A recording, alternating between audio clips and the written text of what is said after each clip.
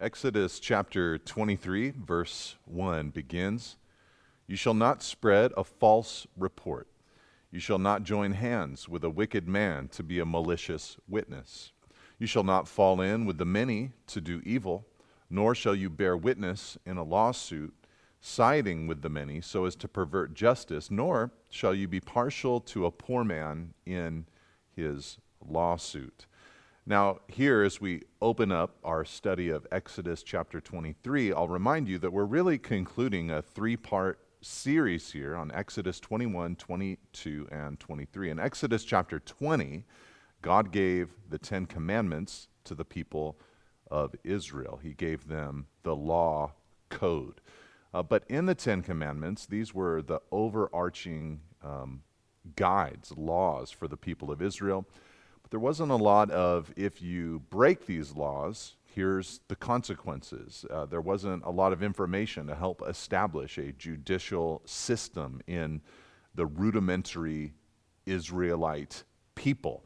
And so God gave them chapter 21, 22, and 23, giving them laws that would govern their civil day-to-day experiences in life. And we've been trying to go through these, I guess, at a fairly slow pace to try to understand both what their laws meant and were, but then also to attempt to apply them, if we can, to our lives today and as Christians. And as I've mentioned before, I don't think it's wise to just take these laws and try to appropriate them into our governmental or political situation.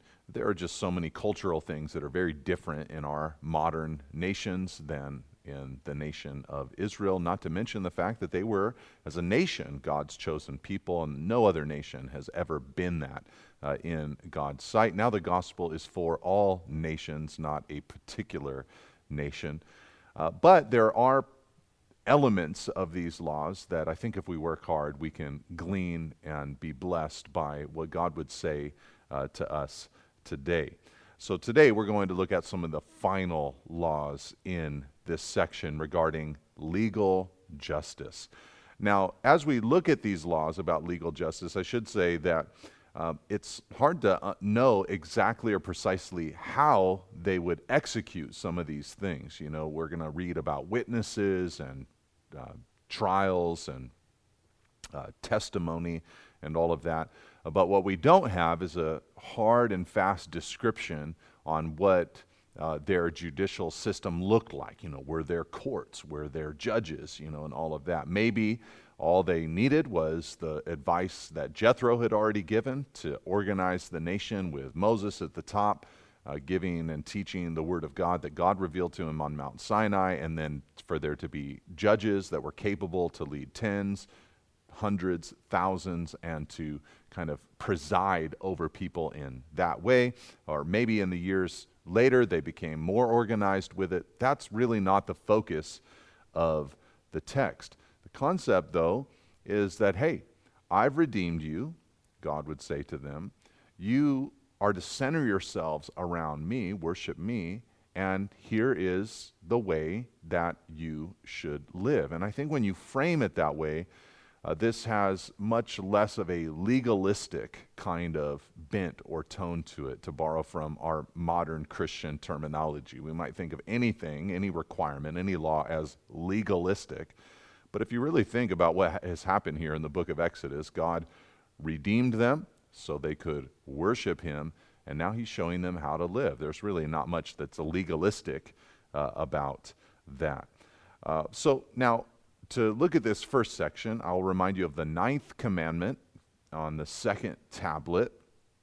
Exodus 20, verse 16, "You shall not bear false witness about your neighbor." And that's really what we read about in those first 3 verses. You can't spread a false report. You're not to lie. You're not to bend justice according to your purposes and your will. So let's think about a few things in these first 3 verses. First of all, let's think about the concept that all throughout the Old Testament, not just here, but also in the New Testament as well, slander is held out as a vicious sin.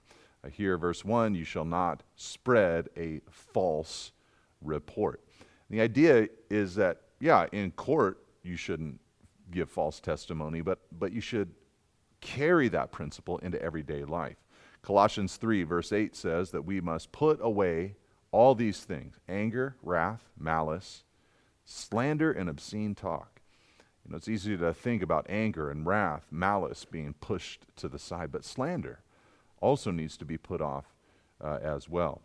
Now, in this concept, in these first 3 verses about making sure that they did not give false testimony, again, did not bend justice according to their desires, their fleshly desires, he says that there's a temptation.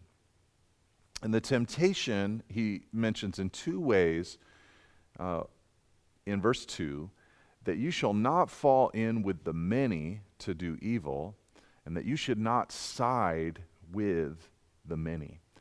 There's something about the group mentality that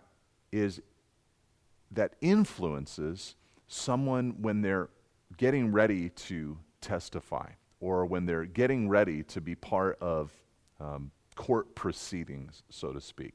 You might think of this exemplified in our modern era when a jury is selected for an infamous crime.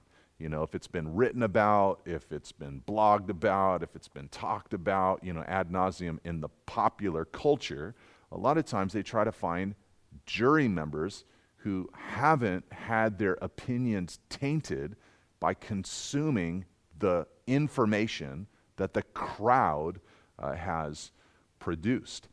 And I think also in our modern times, there are narratives that the crowd communicates about all kinds of different elements in life, that once somebody grabs onto them, it becomes difficult for them to be impartial in their judgments, impartial in their decisions. So in a sense, there's a concept here of just taking things on a case-by-case basis and being willing to go through the nuanced conversations to find out what is just and find out what is right. Because the crowd so often moves in a very direct place, we've got to make sure that we're not just following the crowd mentality, but that we're actually following the truth of the matter.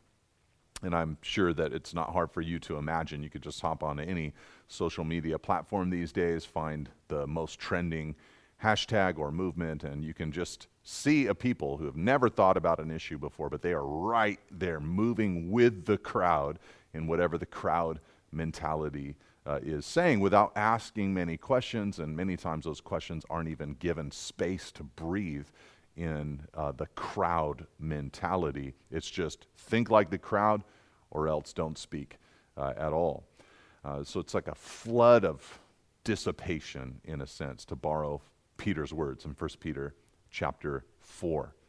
Now, interestingly enough, in this first little movement, you know, God tells them, hey, you don't spread a false report.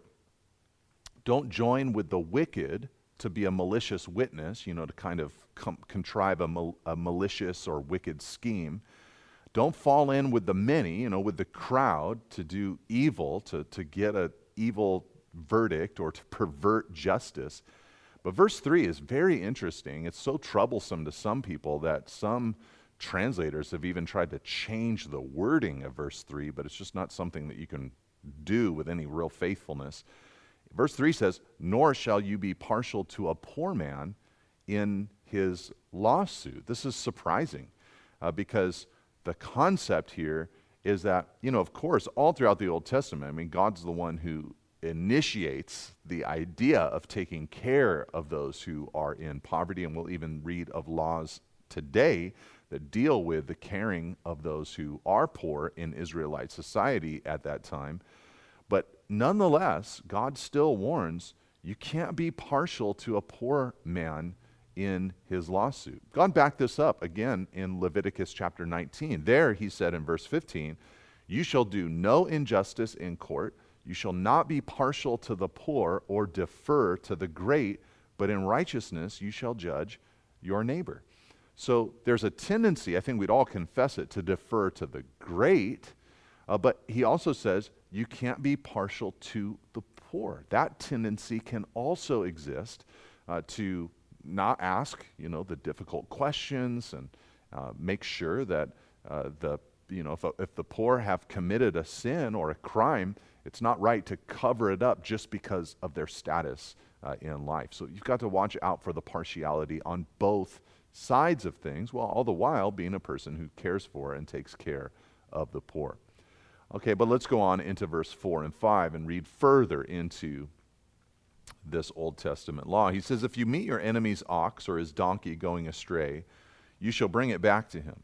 If you see the donkey of one who hates you lying down under its burden, you shall refrain from leaving him with it.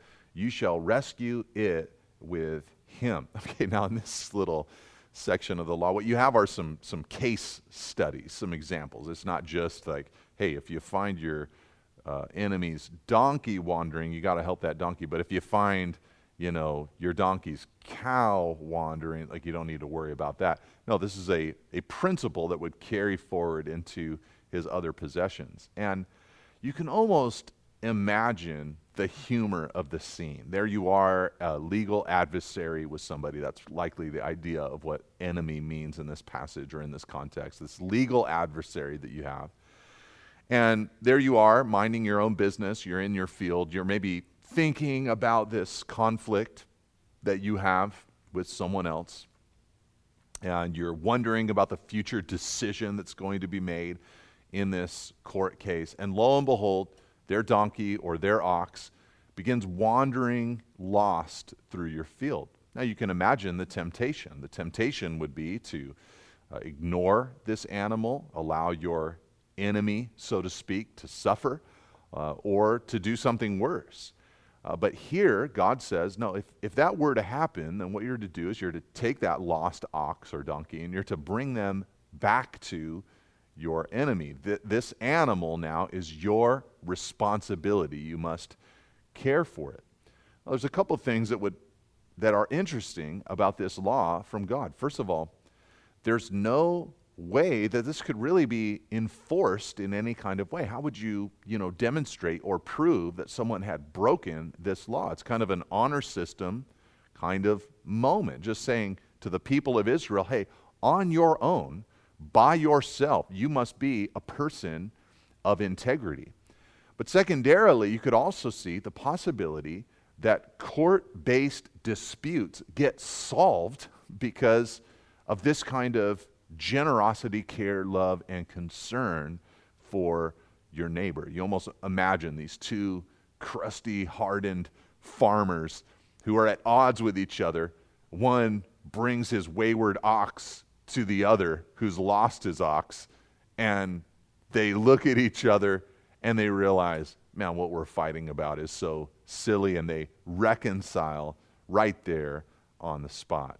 In a sense, what we're seeing here in the Old Testament amongst God's people is the Matthew 7, verse 12 golden rule, to do unto others as you would have them do unto you, to love your enemies. Sometimes we'll say this is a concept only found in the New Testament that Jesus introduced in the Sermon on the Mount, for example.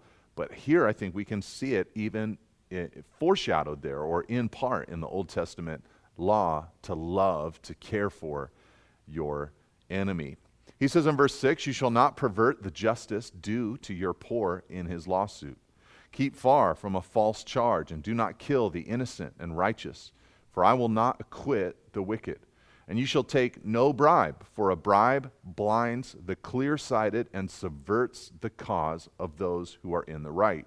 You shall not oppress a sojourner. You know the heart of a sojourner, for you were sojourners in the land of Egypt.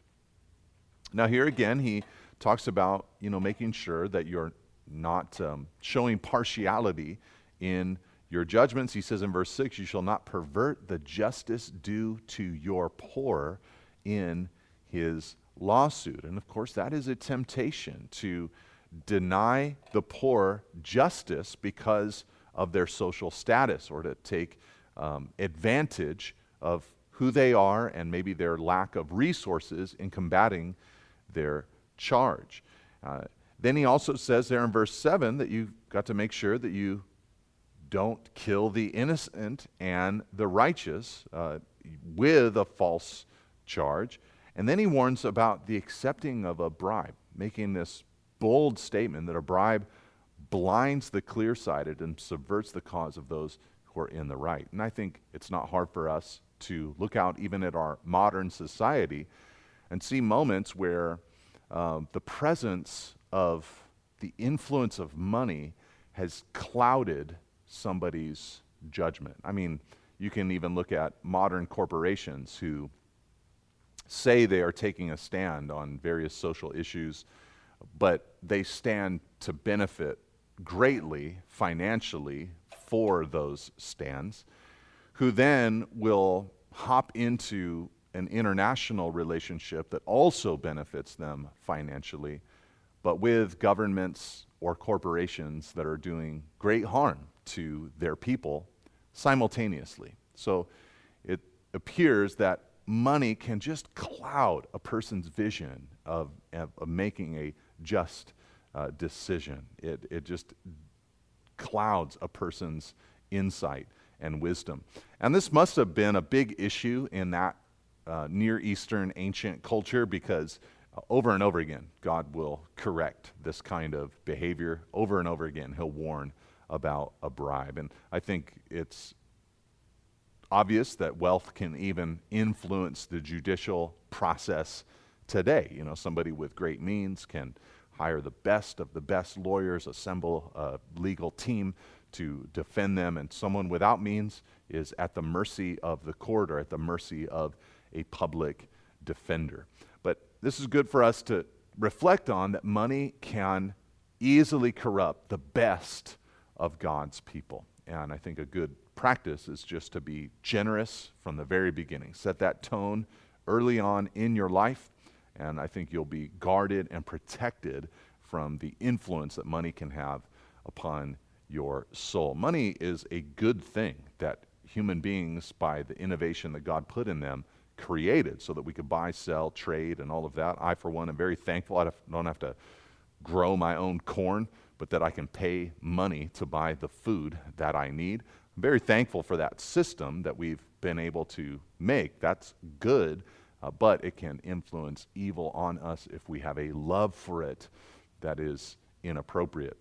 Now, in verse 9, before we move on in our passage, you've got to notice afresh, God says something that he had already said back in chapter 22 in a different kind of way.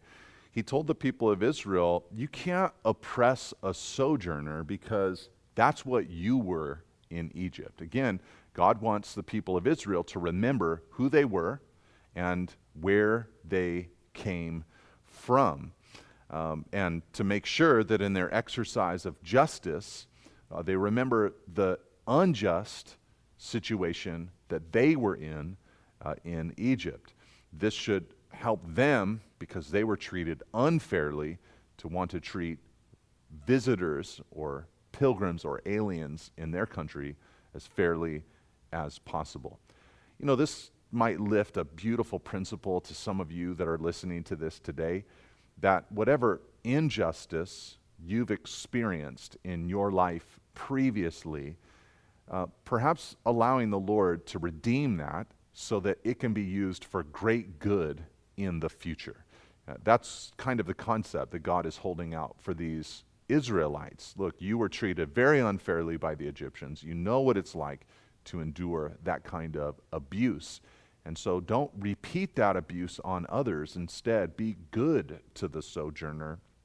Break that cycle and do something brand new. So we have, of course, the ministry of Jesus, the great Redeemer, who redeems the events in our lives, the things of our lives, and to consider that the injustice or abuse that we've experienced in the past can be used for great good in the future is just an amazing concept. It puts a purpose to some of the pain, perhaps, that we've experienced in life. We have to remember where we've come from, but also use it for God's glory in the future.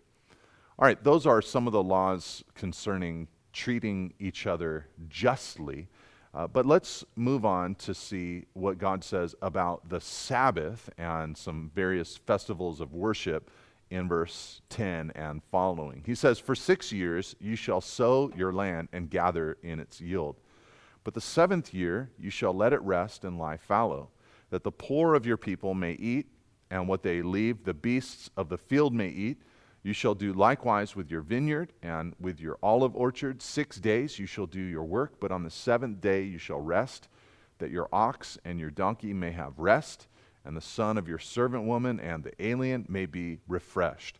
Pay attention to all that I've said to you, and make no mention of the names of other gods, nor let it be heard on your lips." Now, there's a couple things that I want to mention before really plunging into this next section, because what God is doing now is he's telling the people of Israel, this is how I want you to organize your worship. And the idea here is that they're not yet in the promised land. So embedded within all of this is the concept that we're going to make it. We're going into the promised land where we'll have to allow our farmland to rest, where we'll be able to take a Sabbath. We'll have a location that we go to worship, that we place the house of the Lord that God gives us to build, and we will pilgrimage there 3 times each year. God's going to talk about each one of those things. It would fill the people of Israel with hope. Hey, if he's talking about these things that we are going to do, then apparently God is going to bring us into the land. And for God, the keeping of the Sabbath seems to have been a very important thing, because not only was it in the 10 Commandments, but over and over again, God repeats to the people of Israel the keeping of this thing called the Sabbath. And as we just read, it reflects more than just every 7 days, but even every 7 years, and that even will be developed further as the law continues to unfold. But this was the big sign, or one of the big signs, that the people of Israel were different, that they belonged to God. When you would from afar see a whole nation resting every 7th day, you would wonder why. And the people of Israel, this was their way of expressing out loud and with their actions that they belong to God. And of course, on this side of the cross, we understand as Christians that there are things that you can see from the outside that demonstrate who we are on the inside. There are changes to our external life, what we do, what we say, how we live, what we watch, what we consume. These things are different because of what has happened to us internally. And all through this passage, God is preparing the people of Israel, because one of the greatest dangers that they would experience is the worship of other gods. And so all through this passage, God is trying to preserve for them the worship of God alone. And so he's trying to set up the system, and then even just directly, don't worship other gods. We're going to read those kind of sentiments all throughout this passage. Now, in this first little section we read about the Sabbath, it's actually the Sabbath of the land every 7th year. And this is an extension, again, of that commandment. Remember the Sabbath day to keep it holy, Exodus chapter 20, verse 8. What they were to do was to let the land rest every 7th year. Now, you can only imagine the faith that it would take to do that, right? I mean, can you imagine every 7th year taking a year off? I'm sure they had other means of gaining or securing an income. I'm sure they were working and all of that, but they'd take a field each year and they'd let it rest. The possibility was there, of course, that you could have multiple fields, and every 7th year you would rotate those fields out.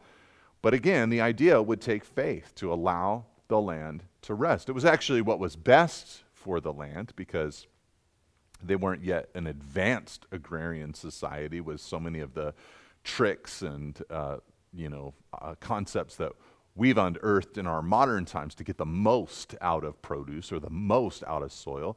They were kind of at the mercy of what the land would provide for them. These weren't even crops that they were going to be planting near the Nile River like they'd known back in the land of Egypt. This was going to be Israel, the land of Canaan, a new kind of territory. So God knew that it would be good for the land to have moments where it just lay fallow and nothing was done to it. And so he prescribed for them that it would happen once every 7 years. But just imagine the trust and the faith that it would take to live that way, to say, God, I trust that you are going to provide for and defend me. Now, those of you who know your Bibles, you know that this command from God is the command that determined the length of their captivity in Babylon so many years later. They refused to obey God in this command for 490 years, which meant that, divide that by 7, there were 70 years that the people of Israel had not let the land lie fallow. And so when God allowed them to be taken away into captivity to discipline them and judge them for their long, rebellious tone and attitude toward him, he declared through the prophet Jeremiah that they'd be gone for a period of 70 years so that the land could get the rest that they refused to give it because of their disobedience. Now, one thing I did want to point out to you is that there's something interesting here as to the why of letting the land rest. There are other places where God says that the why of Sabbath is so that they could demonstrate who they were in God's sight, that they were God's people. But here we learn that the motivation, we read it all through this passage, is so that the poor could eat, the idea being that they might even plant a little bit for themselves, or they would just eat whatever the land produced wild without any preparation of the land. And that also the animals, the wild beasts, would come and eat whatever the land produced that was kind of left over from the previous year's crop. So the idea here is not Godward directed, but neighbor directed, manward directed, or even just the animal kingdom being ministered to as a result of their obedience. Now, he then declares and makes sure that we know in verse 12 that they were to continue in not just the every 7 years Sabbath, but every 7 days a Sabbath as well, so that, he says in verse 12, everyone, ox, donkey, servants, foreigners, everyone could be refreshed. And like I said, all of this is communicated by God because it demonstrates his care for humans, for animals, for the land. He's concerned about all the resources that he's put at our disposal and wanted his people to be good stewards of them. And then you have there in verse 13, pay attention to all that I've said to you. Make no mention of the names of other gods, nor let it be heard on your lips. And this is the idea. You are a worshiping people, so this is why you keep the Sabbath.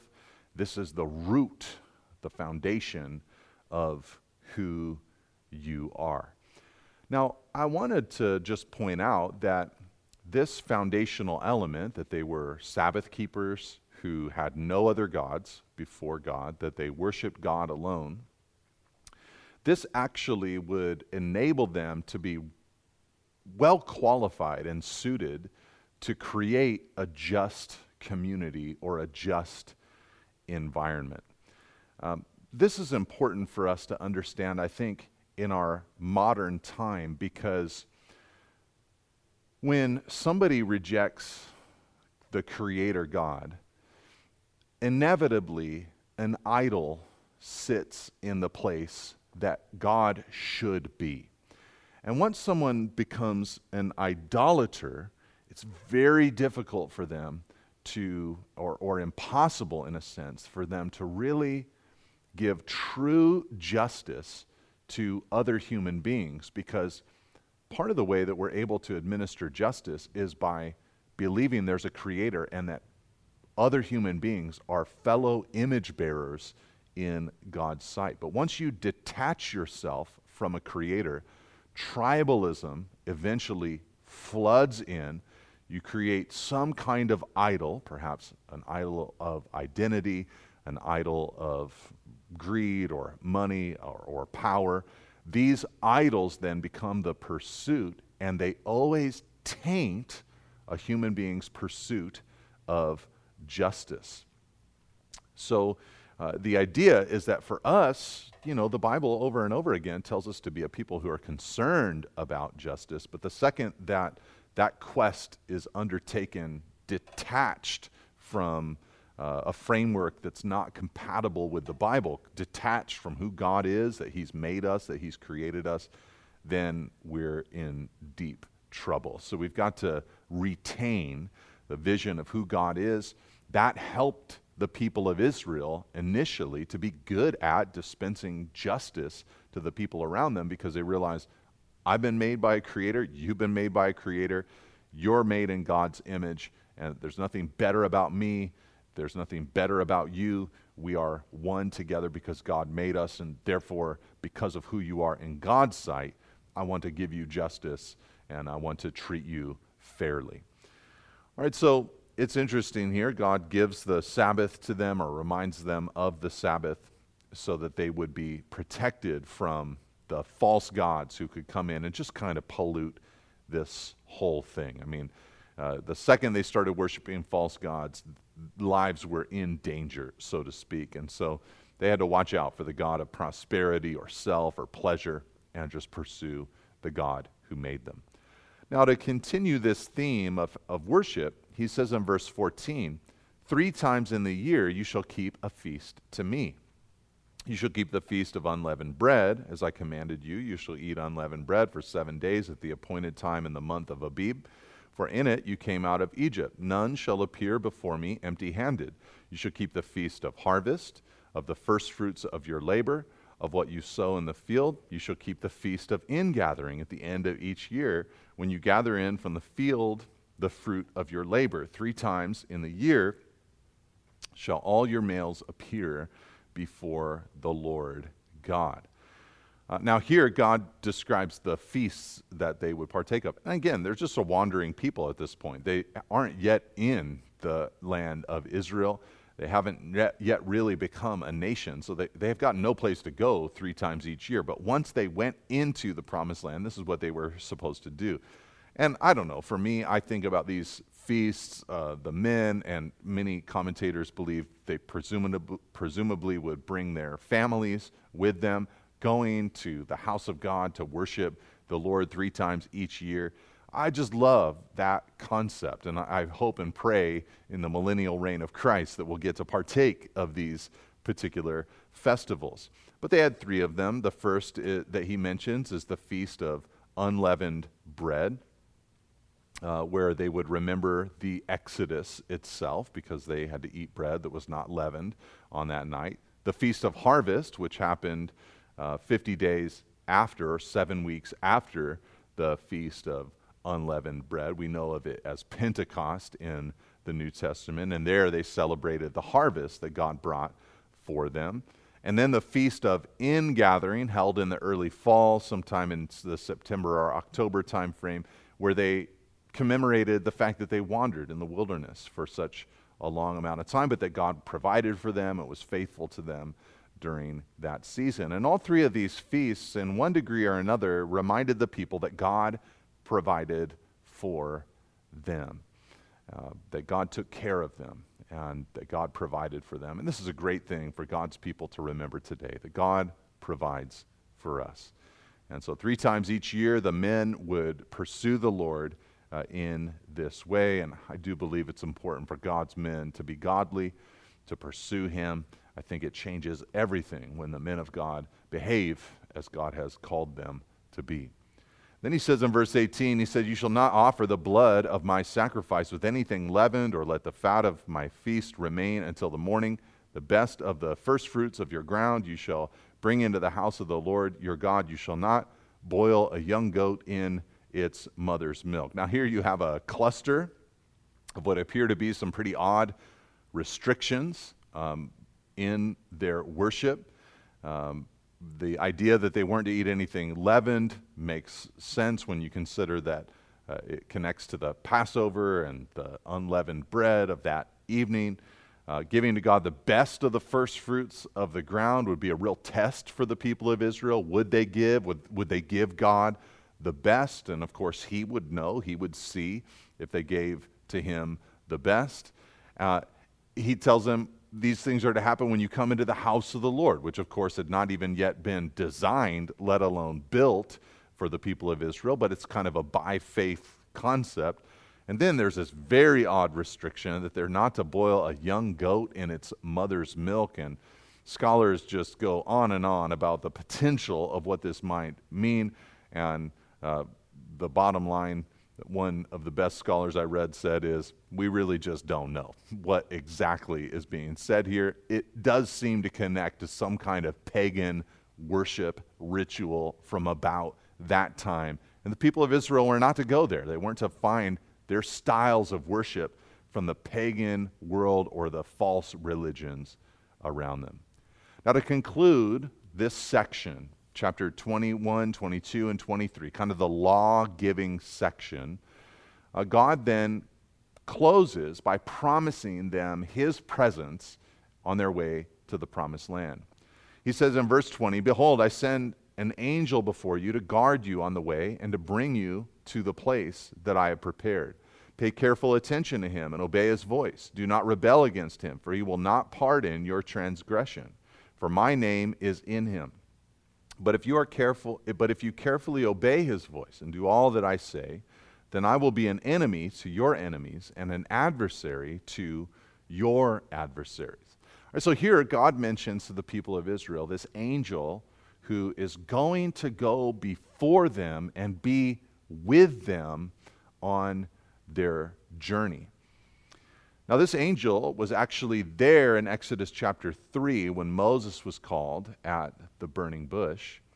He was involved in Israel's redemption in chapter 14 when they came out of Egypt initially. And here God presents him as a guide to the people of Israel on their journey on the way to the land of Canaan.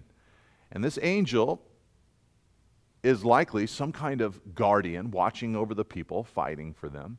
It's interesting because the angel, when he moves, same things happen as when the cloud moves, and the same things happen when the ark moves. The power, the presence of God is present when all three of them move, and sometimes they move together in tandem. They are tightly bound together. Now, there are some who think, of course, that this angel is just simply that, a special angel designated to the people of Israel during this time. But many believe, if not most believe, that this angel is pre-incarnate Jesus Christ, present, the second member of the triune Godhead, with his people, with the people of God.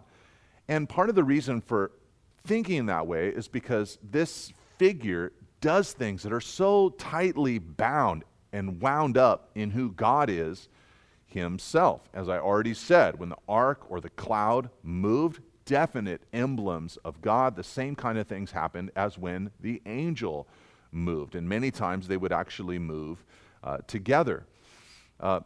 He says in verse 21 that you're to obey his voice. This is something that they were to do for God as well, to obey God. They were not to rebel against him in verse 21.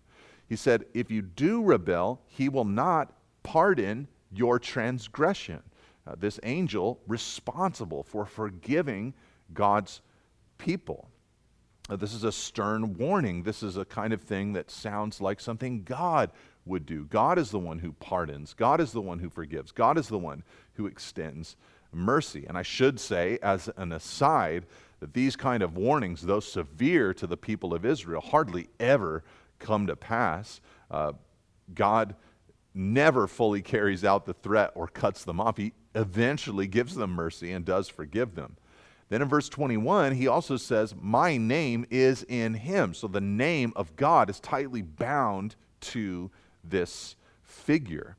And then again in verse 22, obey his voice and do all that I say. So who is it that they're to follow, the angel or God? Again, the two are tightly bound together. And then in verse 25, he says, serve the Lord your God. He will bless you and he will give you certain blessings as a result of walking in the light. So personally, I believe this is the Lord saying, I'm going to go with you, and the way I'm going to go with you is by the second person of the Trinity walking with you and walking before you in this life.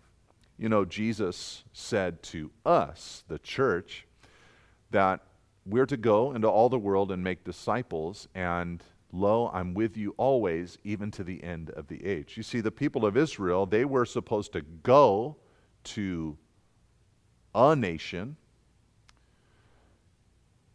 Israel, the land of Canaan. We are to go to all nations.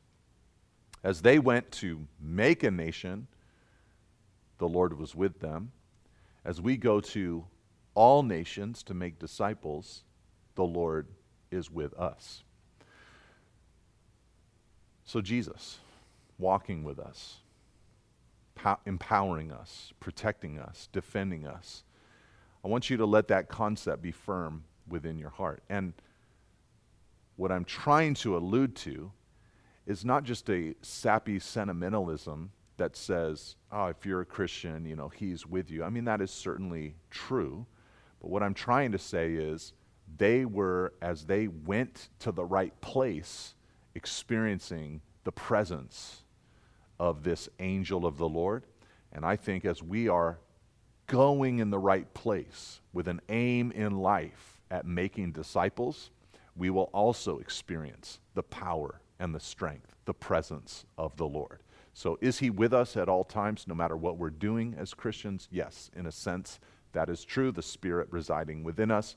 But the power of Christ, the enabling of Christ, I think is found for those who are spending their time devoted to the direction of gospel preaching, disciple making here on earth, the work of the Lord. Jesus said, pray for laborers for the harvest. The harvest is plentiful, but the laborers are few. And that so saddens my heart, because I just know that those who refuse to be laborers are not experiencing the grace of his power in these kinds of ways. And it's exciting to have Jesus Christ joining with you in life and ministry.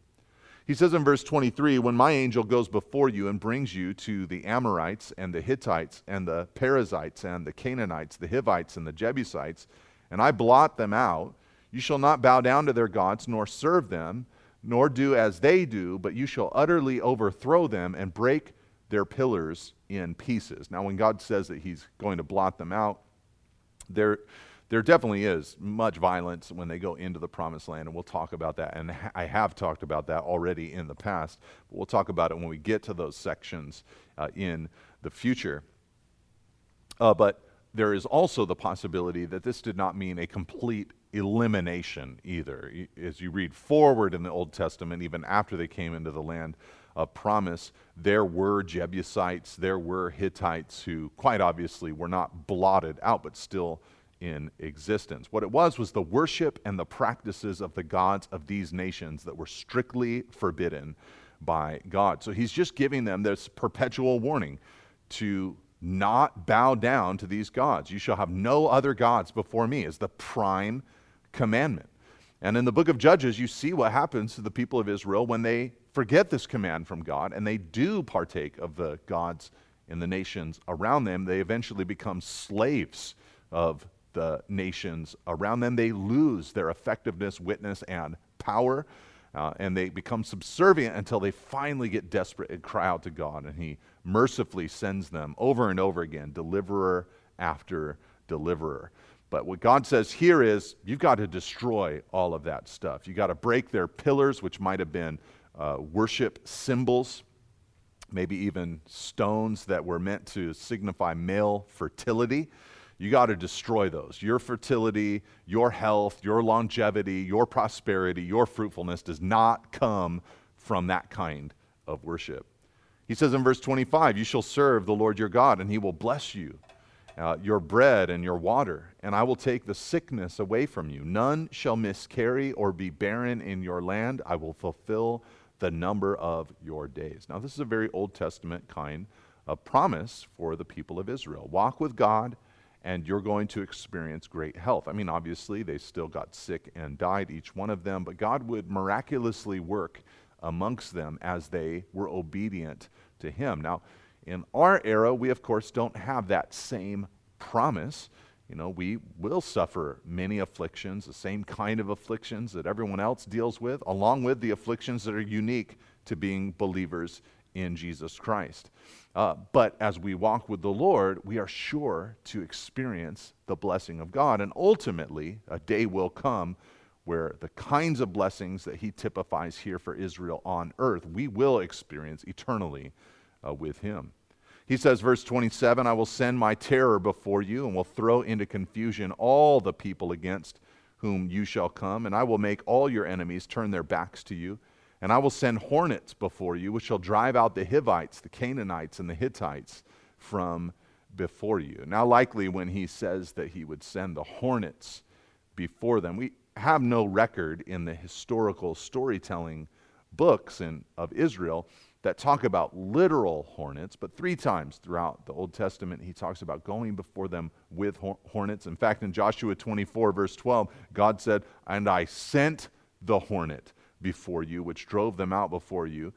So God did this. So perhaps it was something that happened before they arrived at these various towns, a literal swarms of hornets descending upon a people, driving them out from a place because they just determined, well, this is an uninhabitable place. We can't be here any longer.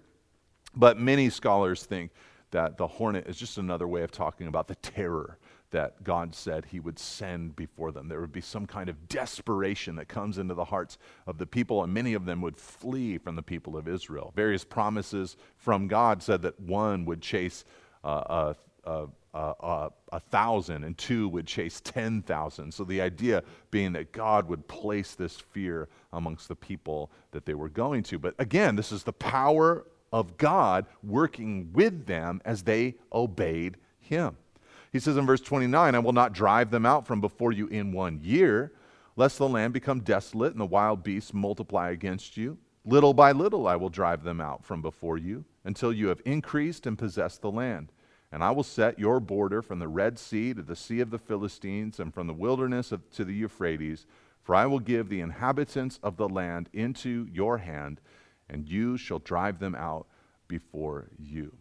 Now, a couple of interesting things. First of all, God sets the loose boundaries or, dividing lines of the nation of Israel.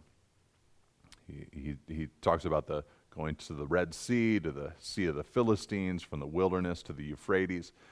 And though it is debated, most seem to land on the idea that this was never fully realized by the people of Israel. There might have been like a temporary wishful hope during Solomon's reign that this had come to pass, but it still had not yet fully retained in Israel.